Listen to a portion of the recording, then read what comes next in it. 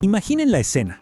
Estamos a punto de una votación clave en las Naciones Unidas y de repente, ¡pum!, el canciller de Cuba suelta una bomba. Lanza una acusación explosiva, diciendo que tiene pruebas de una campaña de presión de alto nivel, nada menos que de Estados Unidos. Bueno, vamos a meternos de lleno para desmenuzar esta denuncia. Y aquí es donde todo se pone interesante, porque la pregunta es esa. ¿Qué pasa cuando se acusa a una superpotencia de torcer el brazo a otras naciones en el escenario diplomático más importante del mundo? Esto es en esencia una denuncia de intimidación entre dos viejos adversarios. El hombre en el centro de esta tormenta es el ministro de Relaciones Exteriores de Cuba, Bruno Rodríguez Parrilla. Y su afirmación, la verdad, es muy contundente. Él dice tener en sus manos la prueba, evidencia irrefutable la llama, de una campaña de coacción diseñada para cambiar el resultado de una votación que es histórica. Empecemos por el principio. Según el ministro, todo arranca con una campaña diplomática.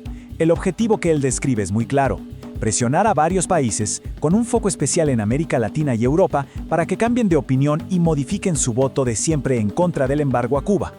El canciller cubano presenta una cronología que muestra cómo la presión fue subiendo de tono. Miren, según él, todo habría empezado con una noticia en la prensa. Luego, el 8 de octubre, aparece un primer documento del Departamento de Estado.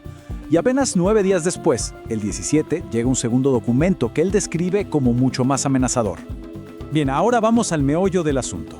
¿De qué se trata esta supuesta presión? El ministro detalla 4 argumentos clave que, según su denuncia, Estados Unidos está usando como una especie de manual para convencer a otras naciones. El primer punto, de acuerdo a la denuncia, es un ataque directo a la legitimidad del gobierno cubano. La idea parece ser desviar la atención, que el voto no se vea como una postura sobre el derecho internacional, sino como un apoyo político a un régimen que, según este argumento, no lo merece. El segundo argumento es puramente económico. La narrativa que el ministro le atribuye a Estados Unidos es que, miren, los problemas económicos de la isla son culpa de ellos, son internos y no tienen nada que ver con las sanciones. El tercer pilar de esta supuesta campaña es el tema de los derechos humanos. El ministro sostiene que se está acusando a Cuba de un aumento histórico en las violaciones a los derechos humanos, todo para justificar esta presión diplomática. Y este es, según el canciller, el punto más grave de todos. Afirma que el documento termina pintando a Cuba como un país que pone en riesgo la paz y la seguridad de todo el mundo. Una acusación muy fuerte. Ok, ya vimos la acusación. Ahora, ¿qué dice Cuba? Porque claro, el ministro Rodríguez Parrilla no se quedó callado. Vamos a ver cómo responde, punto por punto, a cada uno de estos argumentos que él atribuye a Estados Unidos. Frente al argumento económico, la respuesta es un no rotundo. De hecho, el ministro no solo lo niega, sino que le da la vuelta por completo. Dice que el bloqueo es precisamente la causa principal de las dificultades de la isla y el mayor freno para su progreso.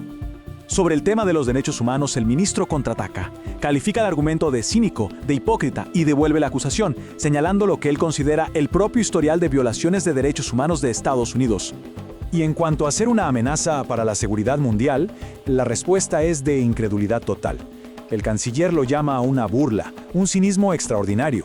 Y para refutarlo, destaca el rol que, según él, Cuba ha jugado para declarar a América Latina como una zona de paz. Pero esperen, que la denuncia no termina ahí. Ahora la cosa escala. El ministro pasa de hablar de presión diplomática a lo que él describe como amenazas directas. Y esta vez, supuestamente, vienen de miembros del Congreso de Estados Unidos. El canciller dice que estas supuestas cartas siguen un patrón muy claro. Primero, conectan el voto sobre Cuba con otros temas que no tienen nada que ver, como aranceles o visas. O sea, convierten una decisión soberana en algo que podría tener represalias económicas. Y finalmente, lo enmarcan todo en la ley estadounidense. Y esta es la frase que el ministro interpreta como una amenaza apenas disimulada. Cuando lee eso de autoridades legales aplicables, para él la conclusión es obvia, es una advertencia. Un voten como queremos o aténganse a las consecuencias legales. Entonces, con todo este panorama, ¿cómo cierra el ministro su conferencia de prensa? Pues lo hace con una predicción muy audaz sobre lo que va a pasar en la votación de las Naciones Unidas. La lectura que hace el canciller es que toda esta presión en realidad no es una muestra de fuerza, sino todo lo contrario, es una señal de debilidad, un intento desesperado, dice él, para evitar lo que sería una nueva condena casi unánime de la comunidad internacional. Con estas palabras, el ministro proyecta una confianza total. A pesar de toda la presión que acaba de denunciar, él está convencido de que la inmensa mayoría de los países va a votar otra vez a favor de la resolución cubana, y lo califica como una gran victoria para la revolución cubana. Al final, todo este choque nos deja con una pregunta fundamental que va mucho más allá de Cuba y Estados Unidos. ¿Dónde está la línea entre la influencia diplomática y la coacción?